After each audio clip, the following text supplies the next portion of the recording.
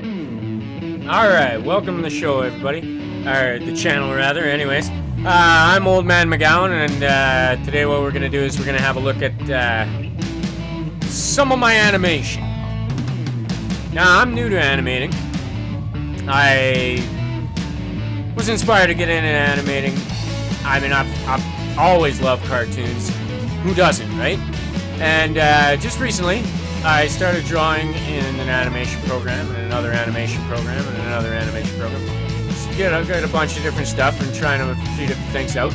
Anyways, so I tried out like a single flame, and then I tried out a few different flames, and eventually I decided to go big, and I wanted to throw it all in one thing here. Now this is kind of what I did. This isn't actually playing. This video, I went too far, too big on this video, I guess. What I ended up doing was I created this, which isn't actually playing how it's supposed to be playing.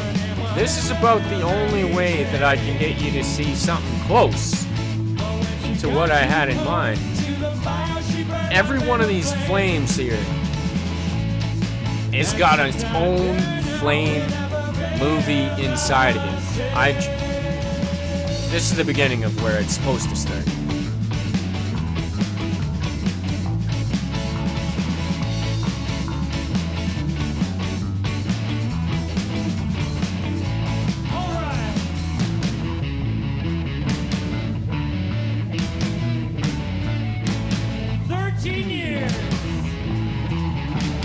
And that's about where it would end, right there. Except all of that from when I stopped talking and started talking again, that was really only supposed to be 9 seconds. I didn't time it out just now. I don't know if that played out proper timing or not. The fire didn't go exactly along with it in the timing that it was supposed to. Just because the only way that I can show it to you guys is by playing the preview loop, which is really kind of difficult to work with, but it gives the animators an idea of what you're going to be seeing with the finished product. When you're working on a project, you have all these layers, and within the layers you could have several different things going on. Like in each piece of flame that you see, I have at least 10 clips, or not clips, sorry, frames of different flames. If you follow me, frames of flames. But that means I drew out at least 10 different flames of the same fire for every flicker that you see, right? And that all happens in the blink of an eye. Since it's playing at 24 frames a second, or it's supposed to be playing at 24 frames per second, it means that's 24 different drawings that you would see every second. Now, here with this, that's obviously not 24 different drawings of the face or the skulls there. What I did there is so that the human eye could see it, it's happening way too fast, right?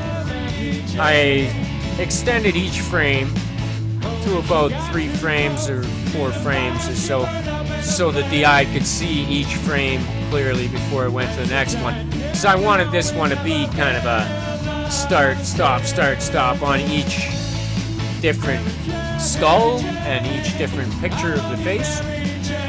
I had it all timed out to work with the other flames, or the flames in general rather, and the flames would come up first from the bottom, and the top flames that you see there, now they're not intended to even look like flames coming from the top. The timing of these, they're supposed to be connecting so that the bottom ones rise up to about halfway of the screen, which is just above the jawline, or the nose line rather, of the skull. And then at that time, the flares are coming up and it masked the top flames, which are actually only supposed to be in the background layer. We're having issues with the rendering here because I seem to have put too many movie clips within movie clips, maxed out the power of it. I've got this thing just like clicking and turning when I tried to do this, right? And it would stall up and freeze up, even though I've got a lot of power in this thing. I got 12 gigs of RAM going on it, and it's a pretty high level graphics card in it. It should be able to handle quite a bit. But I confused it, you see. It's not meant to play triple movie clips inside themselves. You can go with a movie clip that's running a movie, and then you can play that movie clip inside another movie clip on a different layer. But you can't triple them up like I did. If you do put movie clips inside each other, apparently you can only put effects as the layers on top. So that's something I'll have to think about for future projects, but I'm just getting started in this whole thing. A couple of weeks ago, all I had was a stick man that I drew with the mouse, and I drew a few frames so it looked like he was jumping over a pit that I drew as a background. And that was really something that I did along with just a YouTube tutorial. This guy put it out there and he was saying, oh yeah, this is how you animate. And I was like, hey, you know, alright, I'll take a look at this. And let me tell you, if you've seen that, it's nothing fancy. This isn't anything fancy either, I don't think. I mean, on the professional scheme, obviously. Scheme, whatever. But at the same time, this is not just your basic level stuff. I mean, the frame-by-frame animation is basically taking old school technique and turning it into a digital format so that we can work with it faster and not have to lift pages and move pages and count down how many pages was which, you know. Everything's the layers. Now here with the digital, I just put the layers out and they're all in front of me right at the same time. It's a click of a mouse to go and change from layer to layer. And I set up a hotkey so that a new frame, which is a blank page, a blank piece of paper, is at the press of a button. So there's no more, oh, I made a mistake, crumple up the piece of paper, throw it in the trash can, or none of that like the old animators used to have to do. And flip through the pages and then have a giant stack of pages, you know, like, I have the ease of being able to do this all digitally. At the same time, it came at the price of a lot of time, and it's a process. I'm still learning how to do all this stuff, but I wanted to show you in this format because I tried uploading this video at the beginning of my Mario video. I'm not sure if you saw that. I'm doing some Mario play along, and it didn't work out right. When I rendered it, it put two boxes on the screen, and the lighting effect was there, but around the perimeter of the box, the lighting effect was reversed, and it was clear. You could see the cut line of it. So I wanted to do this and at least try this out, so you could all have a look. Put it out there. I rebuilt this project from the ground up twice, trying to make it work. So I hope you can appreciate how much effort went into this kind of thing.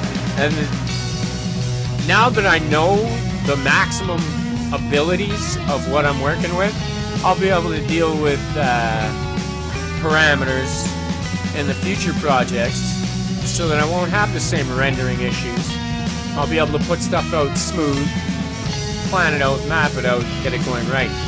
And I'm experimenting with the different types of animation, not just the same style as you see, right? So, yeah, there's some stuff to come, so, you know, as the song says, time flies by here. This video's been running pretty long. I don't know if I'll fade it out here in a minute or not. Well, anyways, I really hope you enjoy the animation. if you like it, you know, send me a comment or something up there and let me know or something. I don't know. I'm just looking for input. I would appreciate anything that you guys have to say because this is something that's new to me. I'm going with it though, so I need to know like feedback. That's really what I'm looking for. Just feedback, and then that way I can sort of tweak things for the future, get an idea of what's working, what's not. In my mind, you know, that might look like it's working horribly, which I think it's not working at all. But you know, if you guys think that that's kind of cool, I can reproduce that type of thing on purpose, that kind of accident. So, you know, anything is good. So thanks again for watching, and we'll catch you next time. Thank you very much. We are the McGowan Family Band.